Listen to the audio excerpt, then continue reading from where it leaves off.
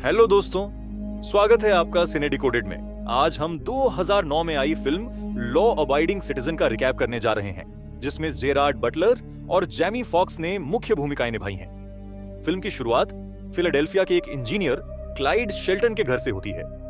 Clyde अपनी छोटी बेटी के साथ बैठा होता है और वह एक ब्रेसलेट बना रही होती है। तभी दरवाजे पर दस्तक होती है। जैसे ही क्लाइड दरवाजा खोलता है, उसे बेसबॉल बैट से जोरदार वार किया जाता है। दो लुटेरे डार्बी और रूपर्ट उसके घर में घुस जाते हैं। वे क्लाइड को बांध देते हैं और उसकी पत्नी पर हमला करते हैं। डार्बी निर्दयता से उसकी पत्नी के साथ दुर्व्यवहार करता है और फिर दोनों को चाकू मार देता है। जाते जाते वह क्लाइड से व्यंग्य में कहता है, तू लड़ नहीं सकता। क्लाइड की मासूम 5 साल की बेटी भी उन लुटेरों के हाथों मारी जाती है। इसके बाद हम मिलते हैं निक राइस से, जो एक महत्वाकांक्षी सरकारी वकील प्रोसिक्यूटर है। वह अपने करियर को लेकर बहुत गंभीर है और उसकी केस जीतने की दर 96% है। कुछ समय बाद उसे डिस्ट्रिक्ट अटॉर्नी का कॉल आता है, जिसमें क्लाइड के केस को लेकर चर्चा होती है। निक क्लाइड से मिलता है और उसे बताता है कि डार्बी रूपर्ट के खिलाफ गवाही देने को तैयार है। इस डील के मुताबिक रूपर्ट को मौत की सजा मिलेगी, लेकिन डार्बी को केवल तीसरे दर्जे के मर्डर का दोषी ठहराया जाएगा, जिससे उसकी सजा कम हो जाएगी। क्लाइड इस डील से नाराज हो जाता है, क्योंकि उसने अपराधियों को अपनी आंखों से देखा था। लेकिन निक उसे बताता है कि वह होश में नहीं था, इसलिए उसकी गवाही काम नहीं आएगी। निक ने पहले ही डार्बी के साथ समझौता कर लिया था, जिससे क्लाइड को बहुत बड़ा झटका लगता है। कोर्ट में डार्बी कागजों पर साइन करता है और निक से कहता है कि रूपर्ट को वैसे भी मरना था, क्योंकि किस्मत को कोई नहीं बदल सकता। कोर्ट से बाहर निकलने के बाद निक अपनी 97% केस जीतने की दर को लेकर खुश होता है। प्रेस से बातचीत करने के दौरान डार्बी आकर उसका शुक्रिया अदा करता है। दूर से क्लाइड यह सब देख रहा होता है। निक उसकी नजरों को महसूस करता है और थोड़ा असहज हो जाता है। घर लौटने के बाद निक अपनी गर्भवती पत्नी केली राइस के साथ समय बिताता है और दोनों एक खुशहाल जिंदगी जी रहे होते हैं। 10 साल बाद अब केली और निक की बेटी डेनिस राइस बड़ी हो चुकी है और निक उसे बहुत प्यार करता है। केली निक से पूछती है कि क्या वह स्कूल में डेनिस के रिसाइटल में आएगा, लेकिन निक काम में व्यस्त होने की बात कहकर मना कर देता है। उधर निक अपनी कोवर्कर सारा के साथ रूपर्ट की फांसी देखने जाता है, जिसे लीथल इंजेक्शन से मारा जाना है। यह एक शांतिपूर्ण मौत होनी चाहिए, लेकिन रूपर्ट अपनी आखिरी बात में कहता है कि वे गलत आदमी को मार रहे हैं, क्योंकि उसने क्लाइड के परिवार की हत्या नहीं की थी। जैसे ही इंजेक्शन दिया जाता है, रूपर्ट धीरे धीरे कमजोर होने लगता है, लेकिन आखिरी इंजेक्शन के बाद वह भयानक दर्द में तड़पकर मर जाता है, जिससे सभी चौंक जाते हैं। बाद में पता चलता है कि किसी ने इंजेक्शन के केमिकल्स में छेड़छाड़ की थी और शुरुआती सबूत डार्बी की तरफ इशारा करते हैं। निक तुरंत पुलिस को उसे पकड़ने का अलर्ट देता है। इस बीच डार्बी अपने ठिकाने पर होता है जब उसे एक अनजान कॉल आती है। कॉलर उसे बताता है कि पुलिस उसके पीछे आ रही है और अगर वे उसे ड्रग्स के साथ पकड़ लें तो हालात और बिगड़ सकते हैं। वही रहस्यमयी कॉलर डार्बी को भागने में मदद करता है, लेकिन उसे बंदूक छोड़ने को कहता है, क्योंकि उस पर उसकी उंगलियों के निशान हैं। फिर कॉलर उसे एक पुलिस कार के पास जाने को कहता है, जहां डार्बी को एक और बंदूक मिलती है। वह गाड़ी में बैठे अफसर को धमकाकर उसे चलाने को कहता है। वे एक सुनसान जगह पर पहुंचते हैं, जहां डार्बी अफसर को बाहर निकलने पर मजबूर करता है, लेकिन तभी एक बड़ा खुलासा होता है। वह पुलिस अफसर असल में क्लाइड होता है। पूरे समय डार्बी से फोन पर बात करने वाला भी क्लाइड ही था।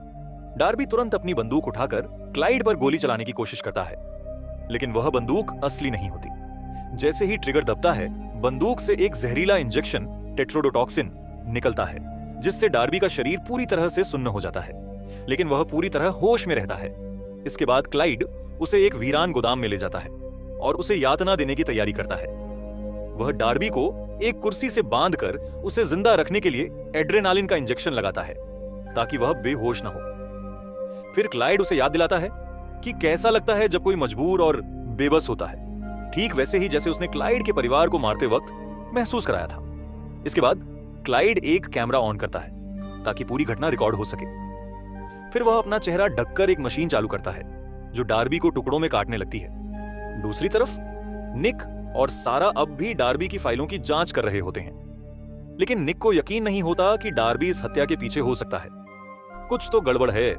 पुलिस डार्बी के खून की हत्या वाली जगह पर पहुंचती है। जब वे निक को कॉल करते हैं तो उसकी शक की सुई क्लाइड की तरफ घूम जाती है। निक क्लाइड की फाइलें चेक करता है और पता चलता है कि पिछले कुछ सालों में उसने कई अलग अलग जगहों पर प्रॉपर्टी खरीदी थी। पुलिस तुरंत उन जगहों पर छापा मारने के लिए निकलती है जहां क्लाइड के होने की संभावना होती है। उधर क्लाइड पहले से तैयार होता है। वह अपने सारे कपड़े उतार देता है जिससे पुलिस को यह साफ हो जाए कि वह निहत्था है। जब पुलिस वहां पहुंचती है तो वह बिना किसी विरोध के खुद को गिरफ्तार होने देता है, जैसे कि वह पहले से ही उनकी आने की उम्मीद कर रहा था। जब पुलिस उसके घर की तलाशी लेती है तो उन्हें एक लॉ बुक और एक फोटो मिलती है जिसमें निक और डार्बी एक दूसरे से हाथ मिला रहे होते हैं। सीन अब जेल में शिफ्ट हो जाता है जहां क्लाइड चुपचाप बैठा होता है और हर जगह कैमरों से उसकी निगरानी की जा रही होती है। इस बीच निक के घर पर उसकी बेटी डेनिस को एक डीवीडी मिलती है।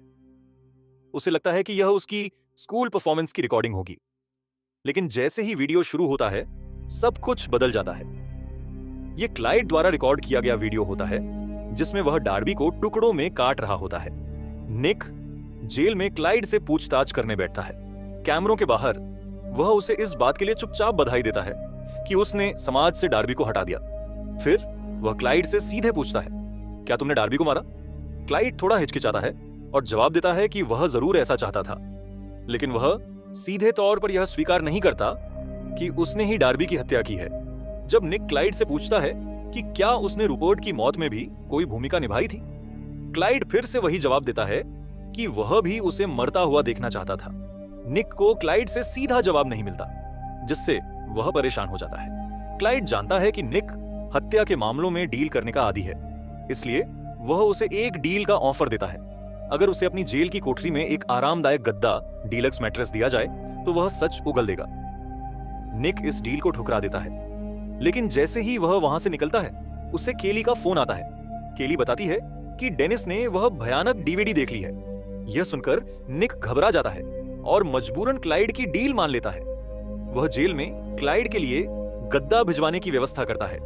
निक की लॉ फर्म अब भी क्लाइड की पिछली गतिविधियों की जांच कर रही होती है।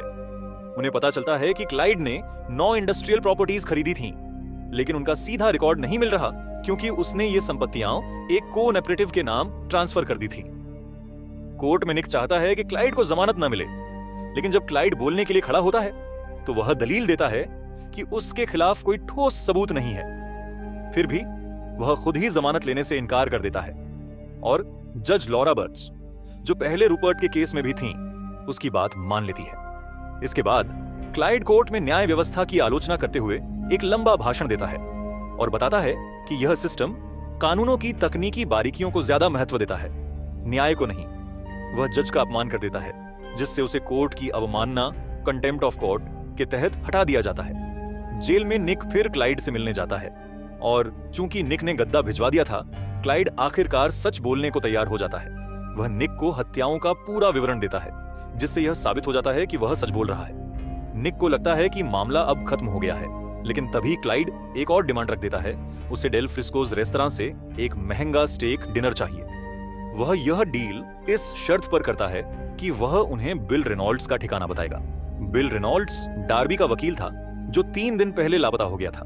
क्लाइड यह भी साफ कर देता है कि उसका खाना ठीक 1 बजे दिया जाना चाहिए। खाना तय समय पर जेल में पहुंच जाता है, लेकिन निक और उसकी टीम जानबूझकर क्लाइड को देने में देर कर देते हैं। वे सोचते हैं कि कैदियों को समय की जानकारी नहीं होती, इसलिए वह इंतजार कर सकता है। 8 मिनट बाद जब वे उसे खाना देते हैं तो क्लाइड शांत रहता है और पूछता है कि अभी कितने बजे हैं। जेल का वार्डन बताता है कि अभी 1:08 हो चुके हैं। क्लाइड बिना गुस्सा किए उन्हें बिल रेनॉल्ड्स का ठिकाना बता देता है। निक और उसकी टीम तुरंत उस जगह पहुंचती है, लेकिन वहां पहुंचने पर उन्हें पता चलता है कि बिल रेनॉल्ड्स जिंदा दफना दिया गया था और उसकी ऑक्सीजन सप्लाई 1:15 पर बंद हो चुकी थी। डनिगन बताता है कि चूंकि क्लाइड को उसका खाना 1:08 पर मिला था, वे 7 मिनट देरी से पहुंचे और इसी कारण वे बिल रेनॉल्ड्स को नहीं बचा पाए। इस बीच क्लाइड अपनी जेल में स्टेक का मजा ले रहा होता है, लेकिन तभी वह अचानक अपने ही सेलमेट को स्टेक की हड्डी से चाकू की तरह गोद कर मार देता है। निक को 2 बड़े झटके लगते हैं। पहला, वे बिल रेनॉल्ड्स को नहीं बचा पाए, और दूसरा, क्लाइड ने जेल के अंदर ही अपने सेलमेट की हत्या कर दी। इसके बाद क्लाइड को सॉलिटरी कन्फाइनमेंट, अलग कोठरी में डाल दिया जाता है।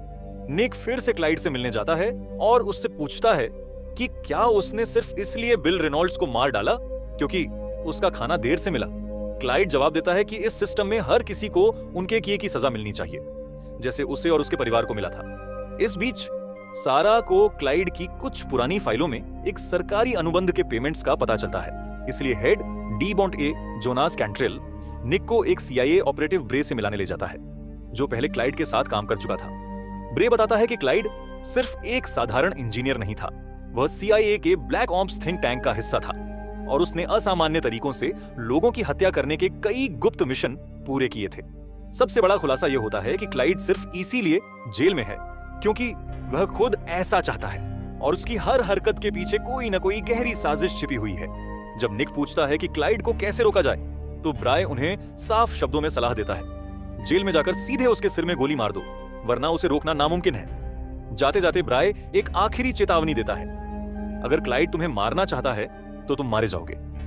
निक और कैंट्रेल जज बर्च को मनाने की कोशिश करते हैं कि क्लाइड के सिविल राइट्स को निलंबित कर दिया जाए और उसकी विजिटिंग सुविधाओं को खत्म कर दिया जाए। हालांकि जज पहले हिचकिचाती हैं, लेकिन आखिरकार वह मान जाती हैं। लेकिन कुछ ही मिनटों बाद जब जज बर्च अपने मोबाइल फोन का जवाब देती हैं, तो फोन में धमाका हो जाता है और वह मौके पर ही मारी जाती है। निक और कैंट्रेल यह देखकर पूरी तरह हैरान रह जाते हैं। जेल में निक गुस्से में क्लाइड का सामना करता है, लेकिन क्लाइड कहता है कि ये हत्याएं बदले के लिए नहीं हो रही हैं, बल्कि न्याय प्रणाली की विफलता के खिलाफ एक संदेश देने के लिए की जा रही है। क्लाइड निक को आखिरी मौका देता है, अगर उसे सुबह 6 बजे तक बिना किसी आरोप के रिहा नहीं किया गया तो वह सभी को मार डालेगा। डिस्ट्रिक्ट अटॉर्नी ऑफिस के कर्मचारी क्लाइड की संपत्तियों की जांच करने के लिए इकट्ठा होते हैं। सारा सुझाव देती है कि क्लाइड के खर्चों पर नजर रखनी चाहिए, जिससे पता चल सकता है कि उसने कौन कौन सी संपत्तियां खरीदी हैं। जब सुबह 6 बजाने वाली होती है तो हर कोई बेचैन हो जाता है कि अब क्या होगा, लेकिन जैसे ही घड़ी 6 बजाती है कुछ नहीं होता। निक सोचता है कि शायद क्लाइड ने सिर्फ धमकी दी थी और अब सब सुरक्षित हैं। वह सभी को घर जाने के लिए कहता है। अचानक पार्किंग में बम धमाके हो जाते हैं। जिन जिन कारों में लोग बैठे होते हैं वे धमाकों में उड़ जाते हैं और निक यह सब अपनी आंखों के सामने देखता है। निक की टीम की कई सदस्य मारे जाते हैं, जिसमें उसकी साथी सारा भी शामिल होती है। बाद में यह पता चलता है कि पार्किंग में सिर्फ निक की कार में कोई छेड़छाड़ नहीं की गई थी। मेयर के ऑफिस में मेयर यह सोचकर चौंक जाती है कि क्लाइड जेल में रहते हुए भी इतनी हत्याएं कैसे कर पा रहा है। निक को शक होता है कि क्लाइड जेल के अंदर से ही किसी बाहर के आदमी की मदद ले रहा है। जेल के बाहर निक एक बार फिर क्लाइड से मिलने जाता है। गुस्से में वह उसे कई बार मुक्के मारता है और 7 निर्दोष लोगों की हत्या के लिए दोषी ठहराता है। लेकिन क्लाइड मुस्कुराकर कहता है कि युद्ध तो अभी शुरू हुआ है, क्योंकि निक ने न्याय करने के बजाय हत्यारों का साथ दिया था। सराह के अंतिम संस्कार के बाद एक रहस्यमयी व्यक्ति ब्लैक कपड़ों में एक रिमोट कंट्रोल ड्रोन को सक्रिय करता है। ड्रोन में रॉकेट लॉन्चर और 50 कैलिबर मशीन गन लगी होती है। वह पहले EMP वेव छोड़कर सभी वाहनों के इलेक्ट्रॉनिक सिस्टम को जाम कर देता है। फिर अचानक गोलियां और रॉकेट दागकर उस SUV को उड़ा देता है, जिसमें डिस्ट्रिक्ट अटॉर्नी DA सवार था। निक बेबस होकर यह सब देखता है। मेयर निक की विफलता से निराश होती है, लेकिन हालात को काबू में लाने के लिए उसे फिलाडेल्फिया का नया डिस्ट्रिक्ट अटॉर्नी बना देती है। अब निक क्लाइड के केस को फिर से खंगालना शुरू करता है और उसकी संपत्तियों की जांच करता है। निक को सराह के कंप्यूटर से एक सूचना मिलती है, जिससे वह क्लाइड की कॉर्पोरेट खर्चों का पता लगाता है। यह लीड उसे उन 9 प्रॉपर्टीज तक ले जाती है जिन्हें क्लाइड ने पिछले 10 सालों में खरीदा था। निक और डनिगन एक पुराने गैरेज में पहुंचते हैं, जो जेल के पास ही होता है। अंदर जांच करते हुए उन्हें एक गुप्त सुरंग मिलती है, जो सीधे जेल तक जाती है। यह देखकर उन्हें समझ आता है कि क्लाइड ने जानबूझकर अपने साथियों को मारा था, ताकि उसे जेल के सॉलिटरी सेल में शिफ्ट किया जाए। जब वे जेल में उसकी कोठरी तक पहुंचते हैं, तो उन्हें झटका लगता है। क्लाइड वहां नहीं होता।